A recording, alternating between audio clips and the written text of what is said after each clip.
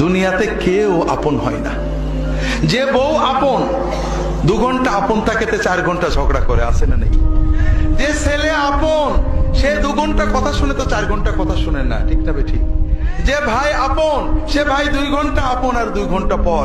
যে বাবা আপন, যে সবচেয়ে আপন মা আপন, সেও দেখা যাচ্ছে আরেক ভাইয়ের কথা শুনে পর হয়ে যায়, হয় না? হয় না হাজেরিন?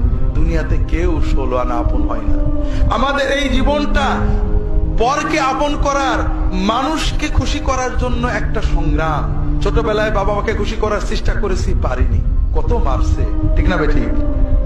বড় হয়ে বান্ধবীদের বন্ধুদের খুশি করার চেষ্টা করছি, থাকেনি, ঠিক না বেঠিক? বিয়ে করে বউকে স্বামীকে খুশি করার চেষ্টা করেছি, 16 আনা কখনোই হয়নি। একজনই আছেন যাকে আপন করলে তিনি কখনো পর হন না। তিনি কে?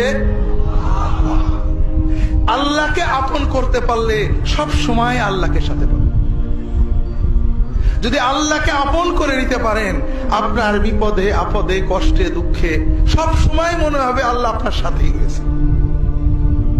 যে বেদনা কারোর কাছে বলা যায় না, বউয়ের কাছে বলা যায় না, মায়ের কাছে বলা যায় না, যে আনন্দে কাউকে শরীক করা যায় না, যদি আল্লাহকে আপন করতে পারেন সেই আনন্দে আল্লাহকে শরীক করতে পারবেন, সেই বেদনার কথা আল্লাহর কাছে বলে বুকটাকে হালকা করতে পারবেন।